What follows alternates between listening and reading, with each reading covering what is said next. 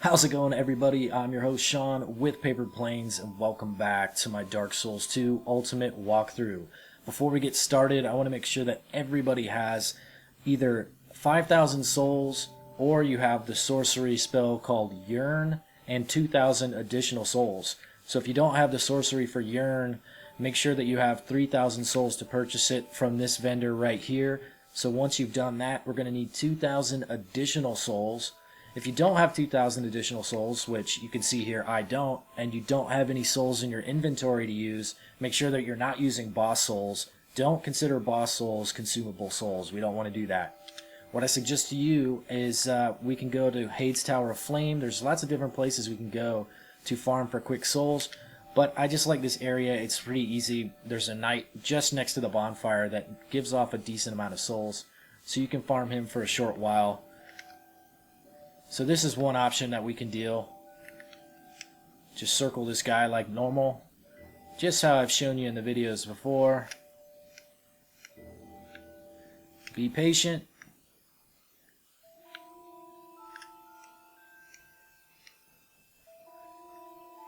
Alright, you can see we get 400 souls from him there. So that gives me enough souls to get what I need. Now, if I want to equip the Yearn spell to actually help with my farming, I'm going to show you how we do that. So let's go here. We're not going to use that pyromancy spell for a while. And now we've equipped Yearn. And before I travel from this bonfire, I want to make it sure that I've got it all set up for me. Now, there's another place that we can go farm, and this is something that I suggest you guys do regardless of how many souls you have, just to make this bonfire in the future for us a lot easier to deal with. So we're going to travel and we're going to go to the Sinner's Rise.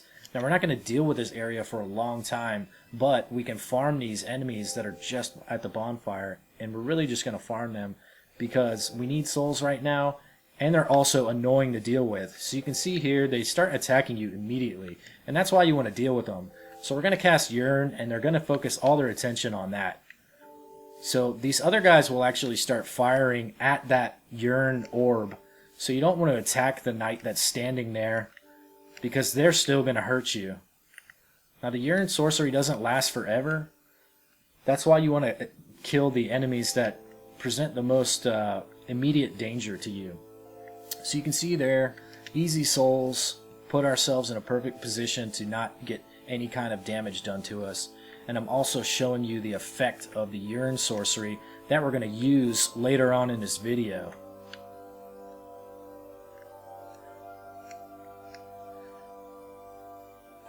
Now you want to be careful if they go in here, because obviously you can knock them down and fall yourself.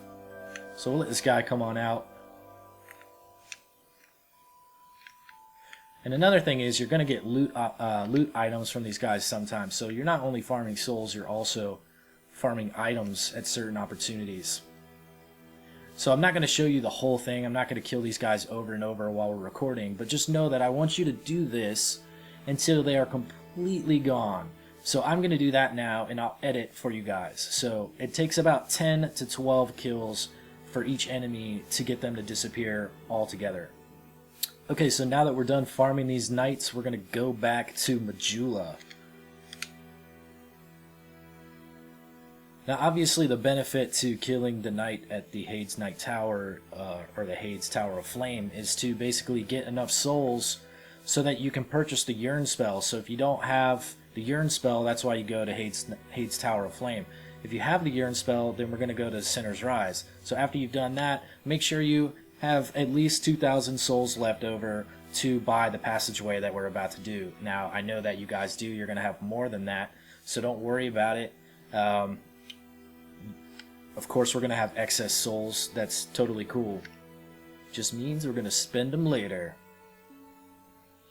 Now, the reason we want the souls, there's two options here. You can purchase the passageway with 2,000 souls, or you can kill this NPC and then use the item off of her body to access the passageway that we want down here to the left. Now the problem with killing her is she's actually a vendor and she sells miracles. I never kill NPCs until the very end of the game unless it's required of me to do so.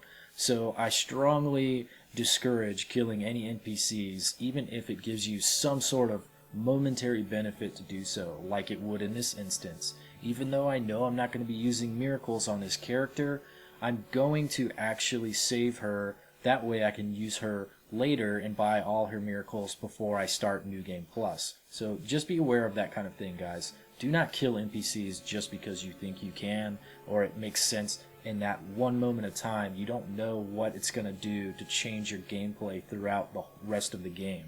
So you always need to ask yourself those questions. Okay, so when you open up her menu, we're going to go to Move Path. And you can see that's what we needed our 2,000 souls for. So once we do that, she's going to use her little trick on this gate right here, and it's going to spin everything around.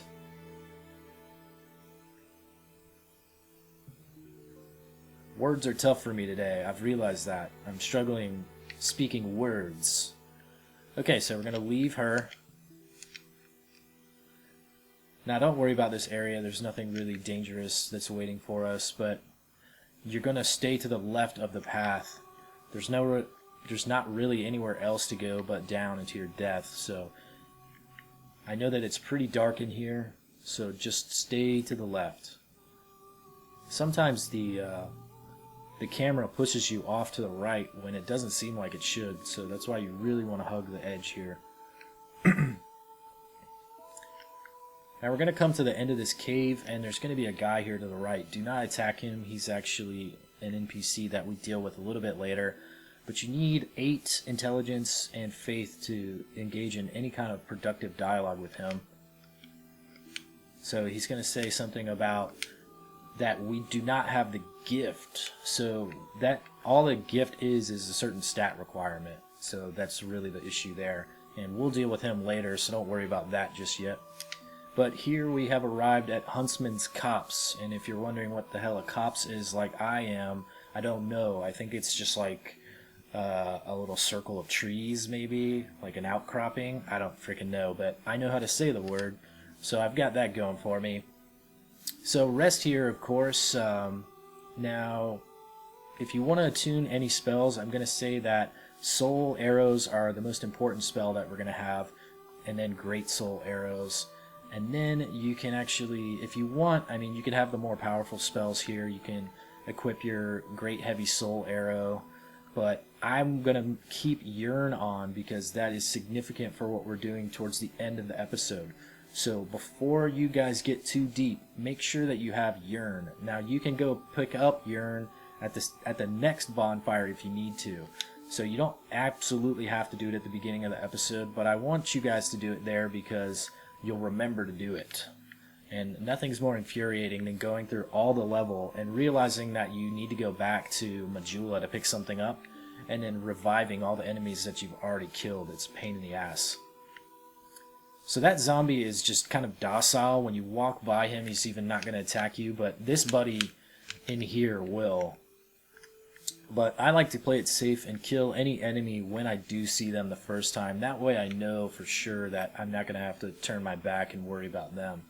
Now these giant moths here are actually really easy to kill. They don't fly off and attack you. They just emit a poison mist like you saw there. So all we do is range kill them. This is another reason why soul arrows are so important to us. You can see there, an item fell off of that, and it's usually just a piece of moss to help with poison cleansing, so you don't really have to worry about that too much, but we'll be able to pick that item up a little bit later on as well.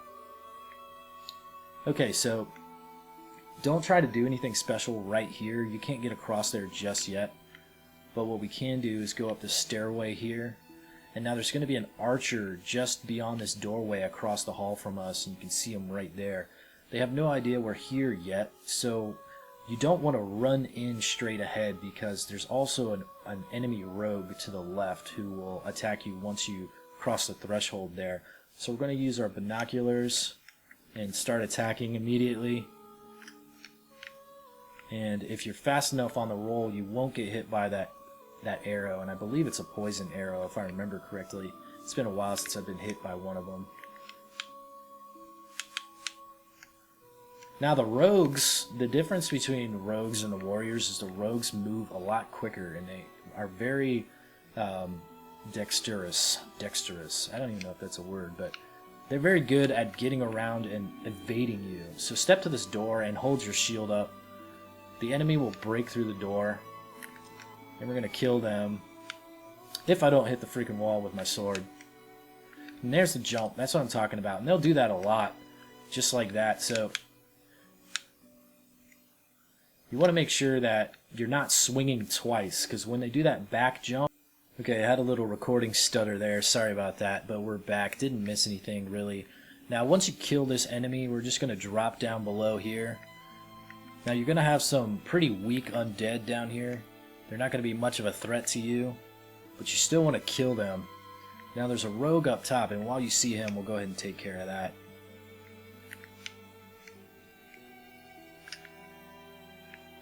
Alright, now we'll go back down here. Now watch out for this big hole in the middle. That is not fun to fall down and die.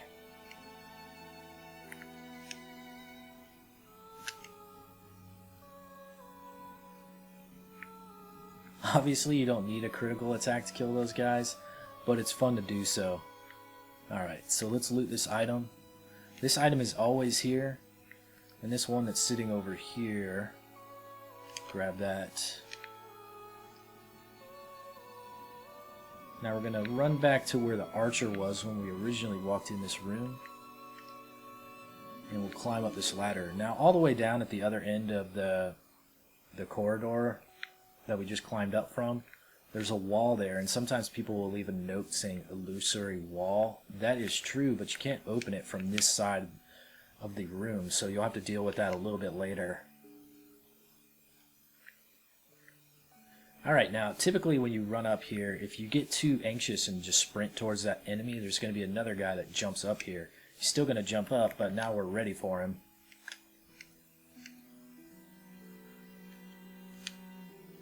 And that is just a random drop, don't worry about that. You're not always going to get a rogue armor there.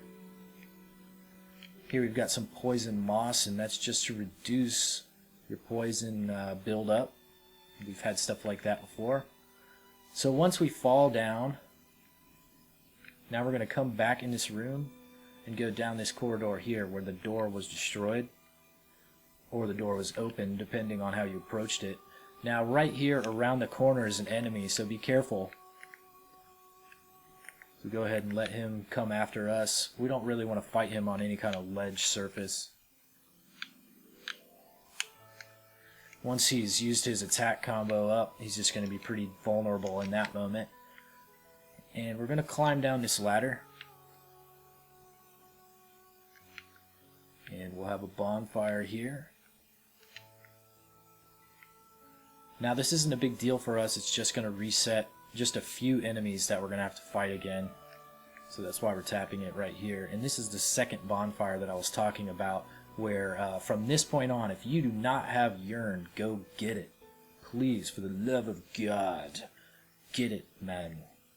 Alright, so before you actually turn the corner, kick down this tree. Now this just leads us back to the area where we just came from. So it's just a quicker access point if you need to go back there for some reason. Now remember that guy with the baseball bat over here, the wooden club? We're going to have to fight him again, so don't forget about this guy. So just let him follow you back here. Come on, buddy. See how he stands on a ledge? It's just annoying. Enemies love to do that. And if you swing and follow them down with your auto-targeting, you're going to have a bad time. So we're going to pick up this item here. Now that sound, you might think it's an archer pulling on his bow, but it's not. It's just the sound of the bridge above you. And later on, you're going to get to know those gaps in the bridge very well. Those are something that we're going to have to navigate very soon, so pointing those out now is just a little bit of foreshadowing with something that we'll have to deal with a little bit later. But you'll also see this item down here below us, and you might think like, oh, this is the perfect opportunity to just sprint off of this and do your leaping jumpy special move, but you're going to overshoot it and probably fall to your death, so you don't want to do that. There's a couple different ways to get to this item. The one that I usually use is I start here, that way I can line it up, and I put my head just to the right of that rock right in front of me. You see this little rock edge there? So I come up to the wall and I turn around, and then I face it to where the camera is aimed so that rock is to the left of my ear, and all I'm going to do is sprint forward. Just like that. Now, if you do it any other way, you could easily miss this jump. And missing the jump isn't always death. You could miss it over here, which is totally fine, but you're not going to get that Pharaoh's Lockstone, and it's just, you really want that loot right there. So missing that jump is annoying because it's not easy to circle around and deal with it. You're going to have to come back. So, I mean, it's definitely possible, but it's just, you want to get things right the first time. So that's why I took the time to show you that jump and how I line it up, because you should make it every time. Do not roll and do not jump. Just run off the ledge sprinting. So you can see there, we don't need a whole lot of build up to generate any kind of speed. Now you're going to do the same thing here, except this one's really easy to land and you're just going to run forward. You don't need to jump or anything like that as well. Just sprint. Boom. Safe and sound. Now there's nothing over here to loot. I'll just show you that so you don't have to wander over there. See, nothing there. Nothing to see here, folks. Now when we come in here, there's going to be some moths spraying their poison. You can see it already. And we could just run to the end real quick. It's not going to build up on us enough to hurt us. We'll loot this item, and then we're going to turn around and kill the moths. Now, you see one right there. So let's aim at him. And you can hear something splashing around below you. You can see it too, and that is one bad dude. These guys are, I believe they're called torturers, and they're really tough to deal with, and we've got a lot of those to deal with in this episode. So any advantage you can get, you want to take it. So if you can target him from above, then you're going to try to deal some damage while you're up here. Now, of course, you can fall off, so you got to be careful. So if he moves around, just wait him out, see if he kind of shows himself out in the open again. He does, but we lost target. So you can try to keep looking at him. There we go. And you can see where he's standing right now. It's going to be difficult for us to hit him. So while you're looking at him, you have to make sure that when he's moving, you're not, because if that's the case, then you're probably going to lose an angle on him. I'm going to show you another opportunity for us to get hits on him, but he is hard to see. Alright, so when you get to the end of this ledge here, and after you loot this item, you're just going to run off the ledge here, and now we can see him, and we'll have a much better chance to kill him. It's hard to target, so you're going to try to get your binoculars on, see if you can figure out what the hell he's doing. Just running in circles. Once you get a hit on him, he'll stop spazzing out, hopefully. And he's the only enemy down there, so you don't have to be afraid after that. And you can see there's a chest down directly behind us, which we'll get to. Now this jump here is really difficult. I seem to miss this jump a lot, and I'm not sure why. I guess my momentum takes me too far, which is okay. It's nothing serious here. Don't need to worry about this loot if you don't get it. Oh yeah, first try. I'm a boss. See, poison moss, I mean, who cares? If you don't get it, so what? Fuck it. But we got it, so we're awesome. Now you loot this chest. Da-na-na-na. Ricard's rapier. Now this is a pretty popular weapon. A lot of people like rapiers. They're really good weapons. So I suggest try. Whoop, whoop, whoop. There's that guy. Forgot to point him out. I didn't want to start reading anything while I'm getting poisoned. Okay, so that's the last one in here. And here we'll probably get a poison moss. Sweet. Now let's check out Ricard's rapier real fast. There it is. An exquisitely decorated rapier, said to belong to a prince who appears in an ancient tale. There are numerous variations of the story of the prince who wandered the lands and eventually became undead. The majority of these tales end in tragedy, but there are some exceptions. Now if you guys played Dark Souls 1, then you already know about this weapon and you know how you came about it. So it's kind of cool to see these little tales tie in together. So that's what that's all about. Now, of course, we have a strength requirement of 8 and a dexterity requirement of 25. So we can't just wield this weapon just how it's intended just yet. But we could in the future, and it is something to consider. Alright, let's get the hell out of here. And how do we do that? There's this little funky looking part of the wall right here, and of course we're going to interact with that.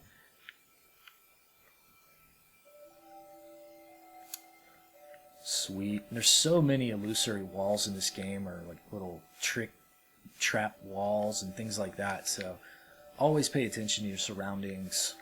I really like how they incorporate lots of little hidden passageways. Because I feel like back in the day, when castles and places like that were actually a reality in this world, they really did things like that, so it's pretty cool. I mean, not magic walls, obviously, but hidden walls. Stuff like that. So typically, and this is the illusory wall I was telling you about the first time. Now these enemies are going to be alive because we've tapped a bonfire, so remember that. You're going to have your archer, so just rush him.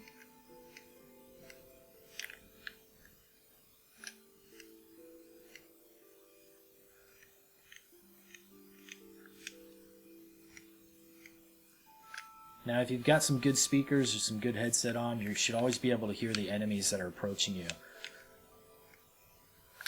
So I knew that there was something behind me, but instead of turning around to see it for myself and getting hit in the face, I decided to move forward and then turn around. That's probably the better move. Anytime you already see what's in front of you, it's better than turning around and finding out while you're getting your ass kicked. Okay, so we can see we've got a rogue down there as well. And you can't actually get back up to that side without going all the way around. So we have to climb back up this ladder. And we're going to have to deal with these guys again.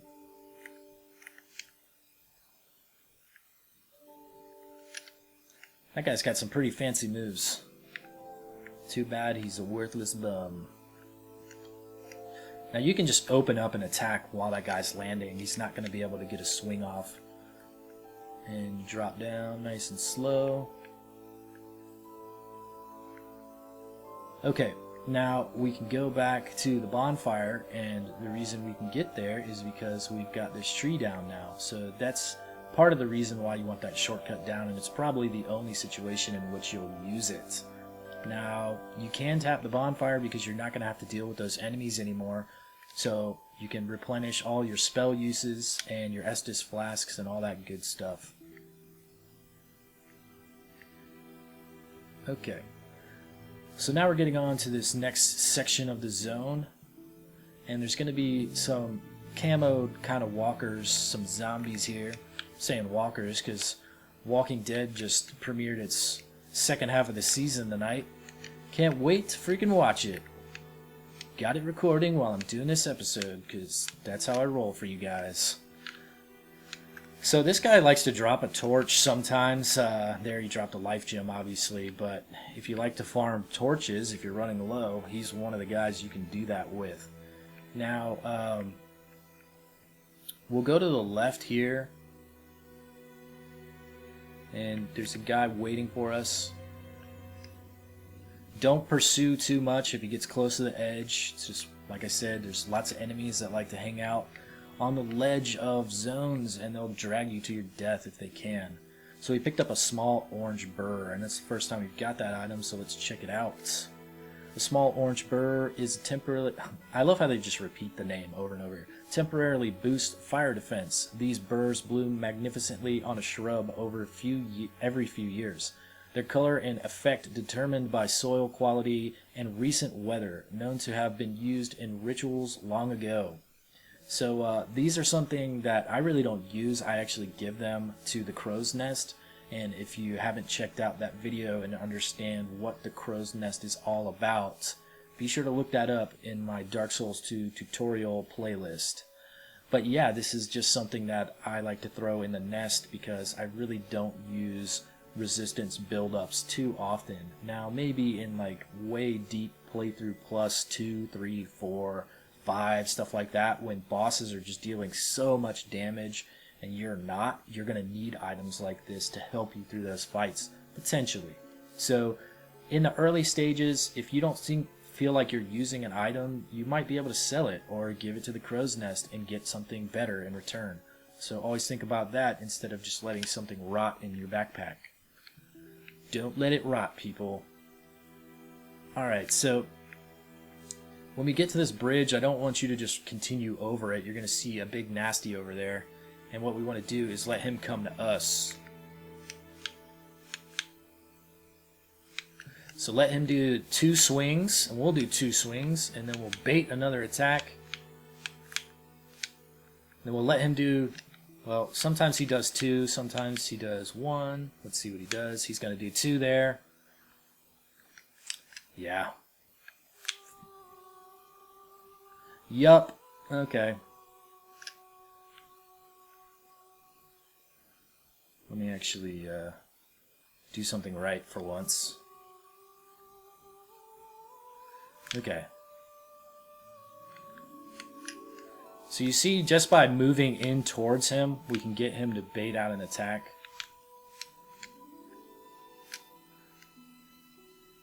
As you can see, our shield doesn't do very good against very heavy opponents, strong attacks, and that's something we're going to address very soon.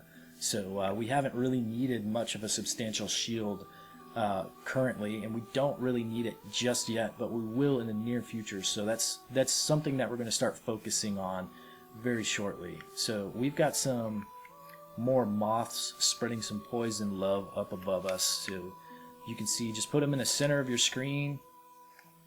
Take that bad boy out. Easy kill. And there's another one over here. We're about to go over there, so you might as well get that done. I don't know what the hell happened there. That was clearly not where I was aiming. Okay. Nice. Oh, I want to point out something to you guys. So, let's take this line in the center of the bridge as a nice viewpoint here. So, if I face forward, and I use my binoculars, not my shield, my binoculars, and I fire at that soul down there.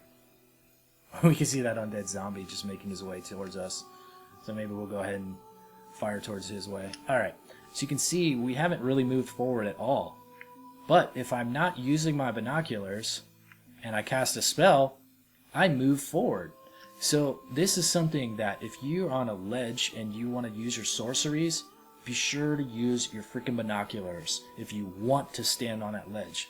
Often you've seen me catch enemies on an angle from the edge of a building or a rooftop, and you'll see me target them, and I'll cast a spell, and I'll immediately start walking back, and then cast it again, and walk back, and cast it again.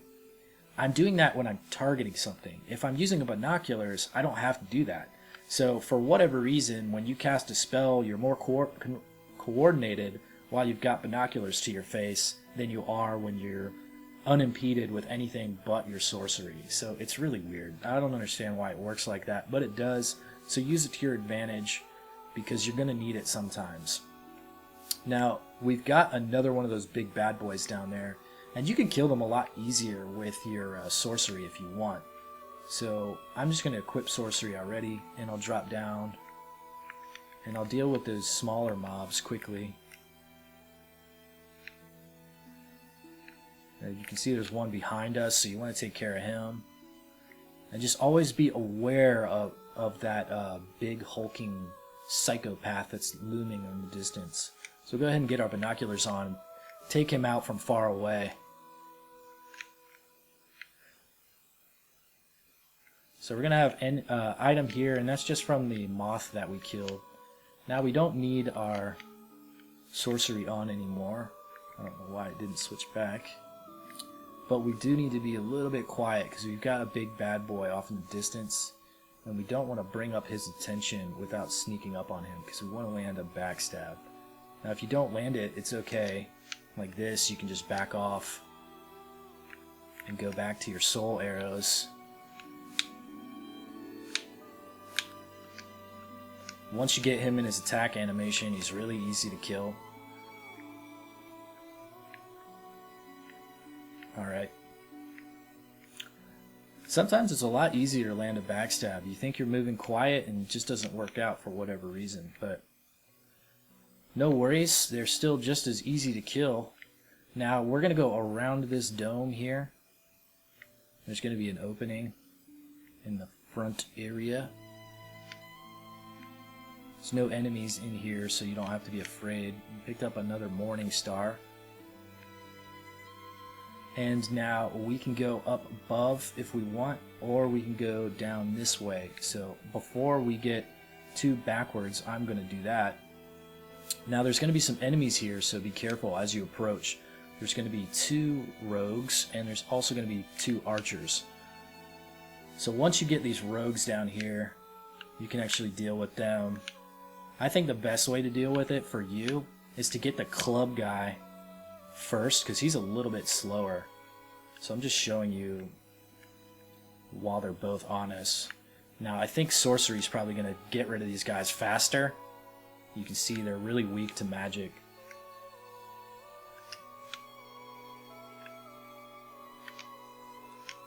So there we get our rogue hood, and we'll deal with that. That's just a poison moss clump.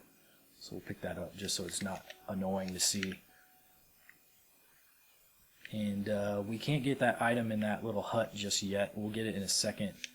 Now hold your shield up because you can see that archer way off in the distance, and I have to move forward to avoid it. And now there's another one to the right.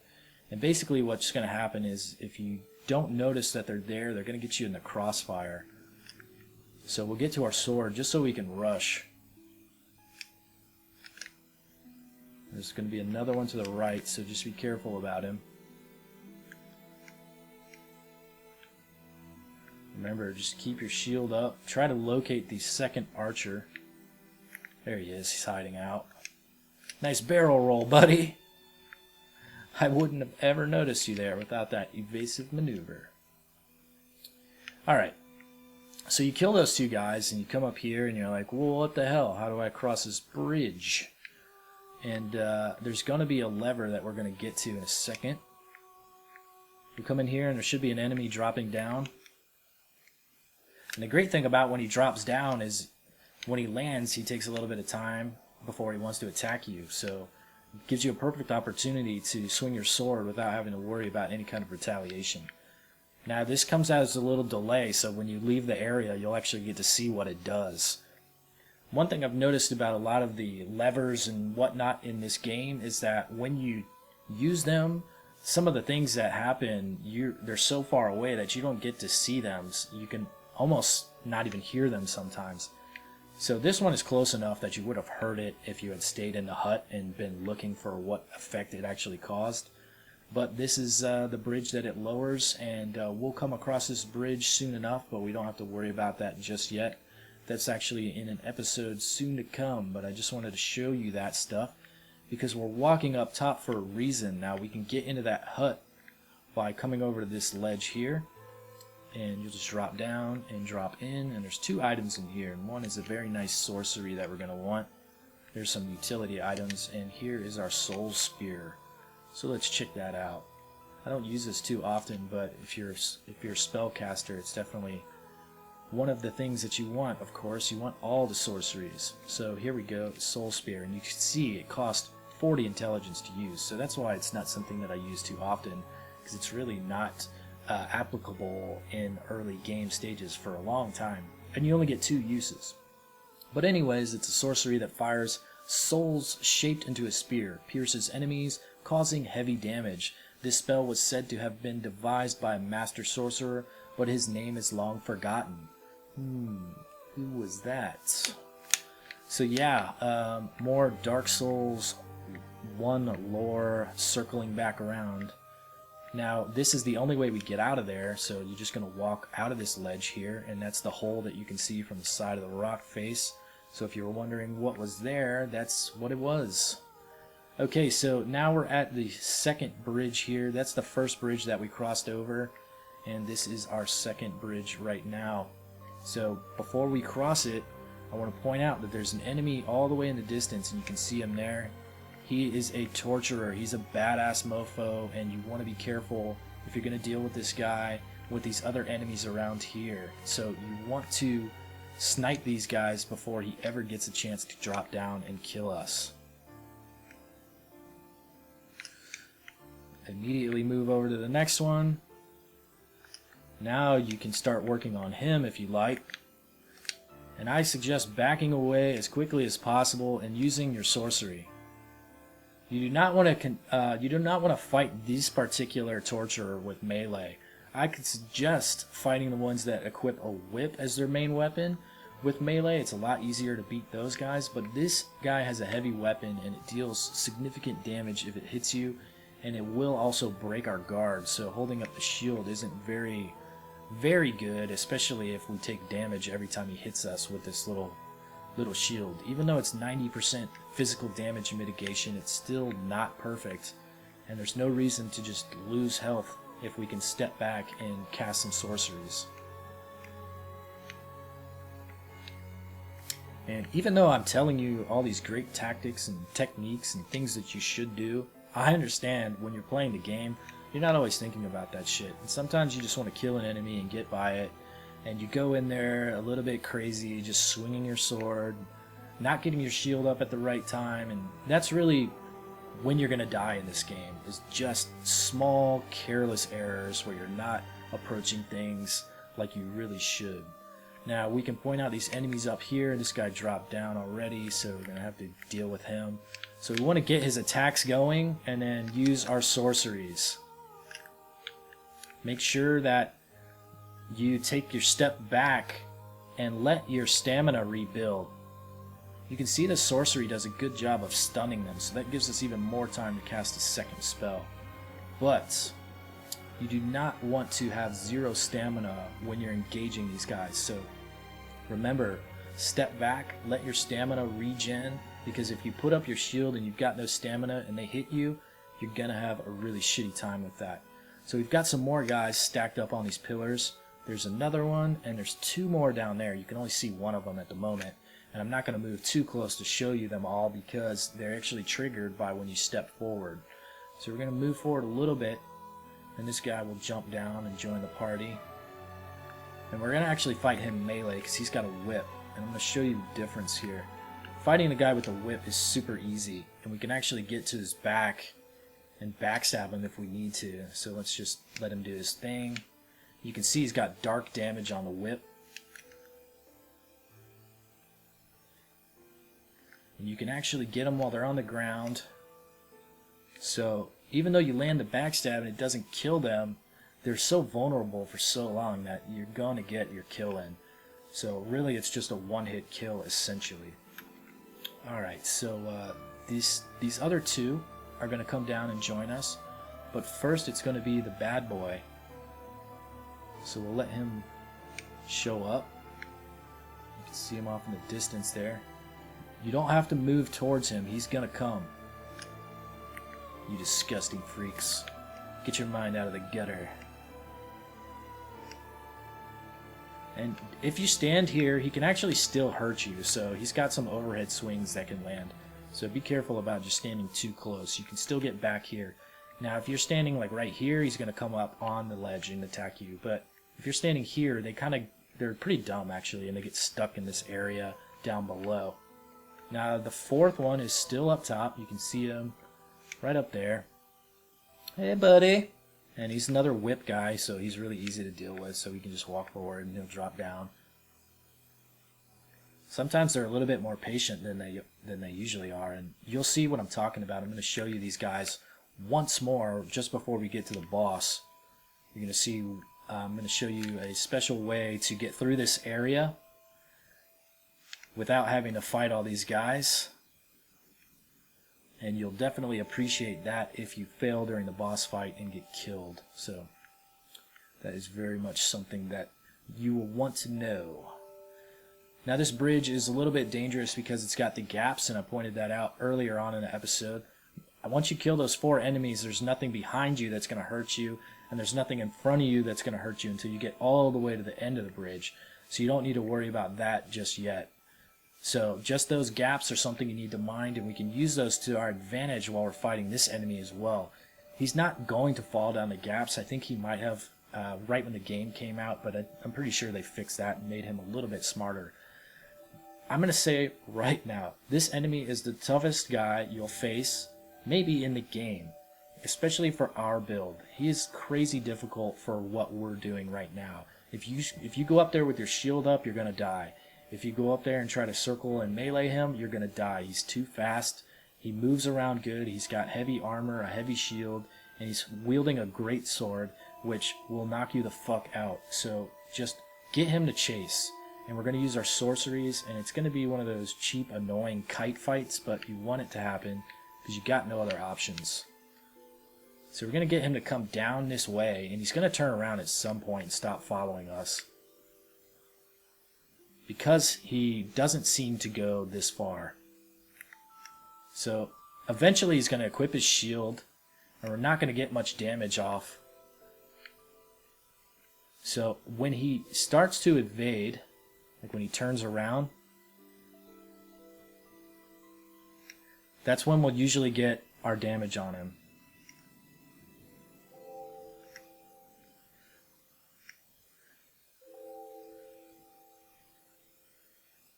Come on, buddy. Alright, so now we're going to have to go back and pursue him a little bit. He's probably going to come for us at some point. And at that point, you want to disengage, turn around, and run back here.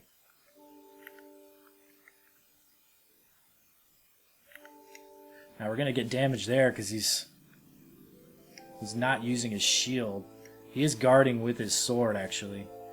Be careful when you step back. If he does something like a quick roll, because you're targeting him, you can get hurt because you'll fall off of this freaking bridge. You can see I've got him targeted, and while I was casting, you saw me stepping back ever so slightly every time I'm casting because you've got this gap in front of us. And like I pointed out earlier, if I was casting using the binoculars, I wouldn't have actually had to step backwards, but also it's not for certain that I can react fast enough if that enemy decided to rush me. So I don't want to have my binoculars up when the enemy's rushing me, because that transition period from here to here and then turning around and running takes a hell of a lot longer than it should. Alright, so we've gotten that enemy down. Now there's nothing left for us except for the boss. There's an item to the right here, so basically what we can do to make this jump a little easier is to start from this area here. Oh my fucking god! Wow. That is walkthrough at its best. Okay. I don't know what the fuck just happened there, honestly. I guess when I got close to the pillar, the camera decided to change its angle, and that didn't work out too well. So yeah, I'm going to edit and show you guys that point all over again. Actually, that death right there doesn't really mean shit, and there's a good reason for that. I was going to go back to this bonfire anyways to show you guys, if you die during the boss fight, where we can go to move through those enemies a little bit faster and not have to really kill anything. So we can get through this zone without any fighting, and we'll make it to the boss worry-free. So basically, what we're going to do now is attune the spells that we want. So I want to attune my most powerful sorceries that I can cast and still keep Yearn in my slot, spell casting slot. So we know that we have 20 intelligence, so we'll find our most powerful sorcery spells. So we can see here that the Great Heavy Soul Arrow is probably our best bet for ranged fighting. We're going to go with the Heavy Soul Arrow, and we'll get our Great Soul Arrows. And now we'll also equip this Soul Spear Barrage, and then the Yearn spell. Now, we're going to use sorcery to kill the boss, but we've got a special tactic to do so, and it's really going to make the boss fight insanely easy. This is probably one of the more tough, difficult bosses. I would imagine it probably gives people the most grief if they don't know how to fight them. So I'm going to show you a way that you'll never take a single hit by fighting this boss, and it's really freaking easy, and a lot of people have no idea about this tactic. But assuming you died fighting the boss for some reason, or you died just by the skeletons or by the necromancer in the boss fight, you're going to res back at this bonfire, and this tactic right here is going to get us back to where we need to be without having to fight. So basically, we're just going to head down here. I've already killed the 2 zombies, that's why I have 110 health. So these are the first zombies that will be in the area. You can see here, I get 60 from him, and I'll get 50 from this guy, and that's how I got those 110 souls earlier. Now, you don't need to fight these guys, you can just run by them, but I was just showing you that's where my souls came from. So we see here, and we got that guy turned around, so we're just going to sprint by him. Don't worry about the poison moth. Now this area 2, remember, we've got the torturer up top. He's kind of dumb, he's going to jump off every time. Maybe he'll stay up there once out of 100, but you can still run by him. Now keep an eye on your stamina bar. What you're going to do is when you get past this guy, you're going to slow down a little bit, equip your shield, and run past these 2. Take off your stamina, basically stop running, and allow it to rebuild, and then cross the gap. Keep running, let it rebuild, run again, let it rebuild, and then jump onto this ledge here. If you try to make it to that fog gate, they're going to kill you 99% of the time. Your timing will not be perfect. If you get to that fog gate, they're probably going to hit you. They run really damn fast. So what usually happens is like that. A couple of them will suicide for whatever reason. They're really smart until then. And then a couple of them will just run back to their perch. Now you want to give them a little bit of time to get back there, because if you just jump back on here immediately after they turn around, they're still going to find you and pursue. So here's where we get a sublime bone dust and a fire seed. Now if you had gotten that earlier like I intended to and not died right there like a chump, I would have gotten the sublime bone dust, and when we went back to the bonfire to show you this quick run through, I would have actually used that in Majula to enhance our Estus flask to 6 uses plus 2. But that's okay, because we're not really going to need it at all for this fight, so it's no big deal. Now, the funniest thing about Dark Souls is the jumps are the only thing that actually make me nervous. Now, the jumps in Dark Souls 2 are a hell of a lot easier, but still, they're just frustratingly nerve-wracking. So we've got our Yearn spell, and we're just going to equip our catalyst and walk through the door. So we're going to get this boss cinematic, and I'll let you guys watch it. Boss cinematics in this game are pretty awesome.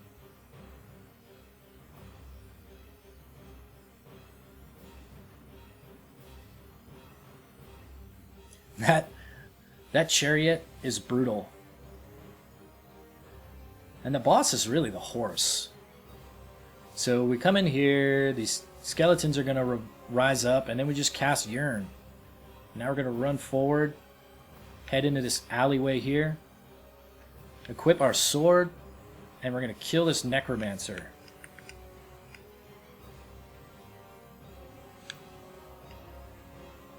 And get back in the hole here.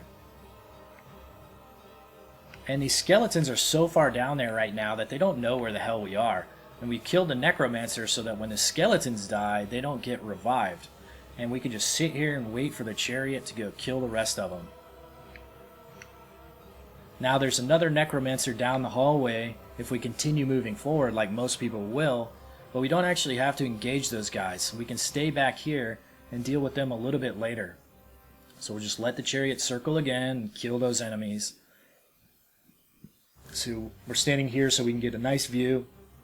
Once you collect the souls from the skeletons, then you know they're dead for good and you don't have to worry about them behind you anymore. Now we can go to our offensive weapons, our better soul weapons here, and we're going to equip our catalyst. And we're just going to aim off in the distance, and once we see the horse approach, we're going to cast and then jump back into that little cubby hole there. Well, I missed him there, but we'll get our aim right. We can use the binoculars if we want. You really don't need to use the binoculars, but it's probably going to make you hit 100% of the time instead of 90%. So you can see there, pretty good damage. We're just going to do this for a little while, and then once the executioner gets to about 20% maybe 20 to 25% health left, he's actually going to stop circling.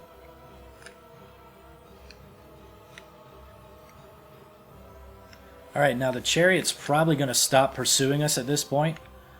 We'll get to see if it keeps coming or not. There's really no indication that it stopped pursuing us until you just realize that it's not circling anymore. And it takes roughly about 15 seconds at the most for this Chariot to come around. So I have a good feeling it's not going to finish circling. Yeah, it's not coming anymore, so we're going to equip Yearn one more time. Get back with our shield there. Of course, you can loot these little souls if you want. These skeleton souls are just fading souls. They're really just 50 souls, but still better than nothing, I guess. So grab those items. I'm just going to move forward here. Cast this right away. And no matter how far down the skeletons are, they're going to come running towards that. And that's what those guys are doing.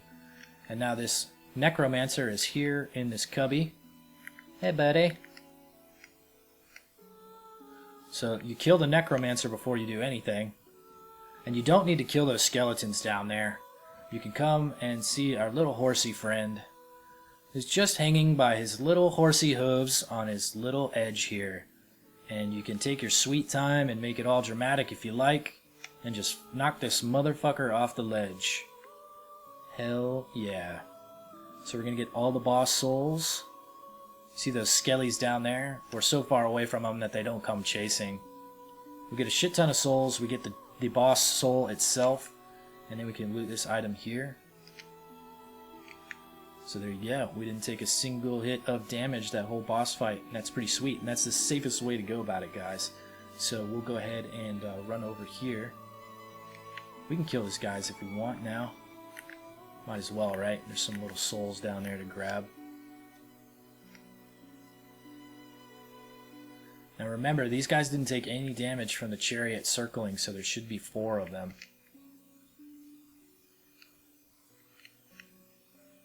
So if you want to continue pursuing them, they're all down there, but it's really not worth it. Now that lever just drops the fence right in front of us, and that's to prevent the horse chariot from circling if you fight it the traditional way.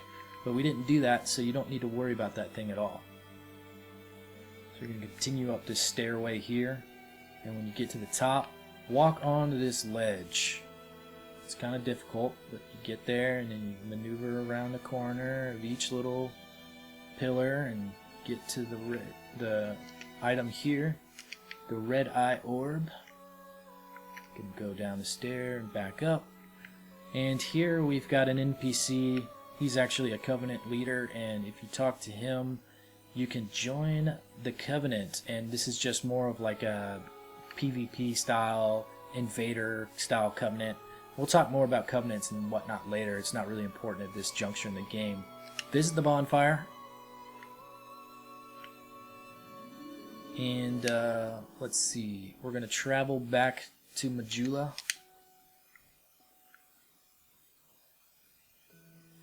I guess I could use one of my what do you call them? Human effigies now. Bam! I'm so fancy again. I was a zombie with a monocle, and now I'm just a regular dude with a monocle. Alright, so I actually want to get rid of all this crap in my inventory. I don't need some of these things sitting here. I will probably never use those items again, so we're just going to get rid of those. And we want to talk to the blacksmith, because we want to upgrade our Hade Knight Sword if we can. So let's see where we're at with that.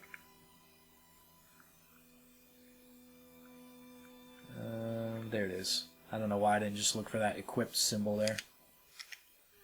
Alright, sweet. So now we've got 2 more levels of upgrade for that. So we can leave him now. And we're going to spend the rest of our souls on some leveling up. So before we forget, we're going to have to burn our dust in the bonfire to make our Estus flask stronger as well. So right now, we've got our intelligence where we want it, we've got our dexterity where we want it, attunement is exactly where we want it. We're going to bump up our strength so we can equip a shield that we want to wear, and it's perfect. It's the exact amount of souls we need. We want to bring our strength up to 16. Alright, now be sure to equip your Dranglic shield, and you can see here it's an overall improvement in physical damage reduction. It's an improvement in magic damage reduction, which is probably the second most type of damage you're going to receive other than physical. And then we've got an improvement in overall stability, which is really significant in our ability to maintain stamina levels while we absorb physical damage. So that's key and something that we're going to need in the future. So you can see here it just has that strength requirement of 16, so that's why we improve the strength up to that point. So now we're going to equip that. And let's exit out of there, and we're going to visit the bonfire, and we're going to burn our Sublime Bone Dust. So now our Estus Flask will not only have 6 uses, but it'll be +2 in the strength department. That way it heals more health. Alright everybody, that's it for this episode. Special shout out to my friend Pink, and all of you guys out there that want to talk to me, leave me a comment in the section below. I like talking to my subscribers, or just viewers in general. It's cool to communicate with you all, so I appreciate when you do it. Click the thumbs up button if you liked this video, and be sure to subscribe so you can follow along with the playlist and anything else I might upload. And if you have suggestions, I always listen. I might not do it, but I listen. So feel free to leave those comments and suggestions below. Stay tuned for next episode. I'm going to upload it tomorrow, and I'll see you guys later. Peace. Hey guys, thank you so much for visiting my channel.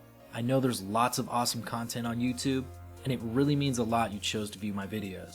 I hope you enjoyed them and will join me on my other social media accounts. And of course, subscribe here to become a part of the Paper Planes YouTube community.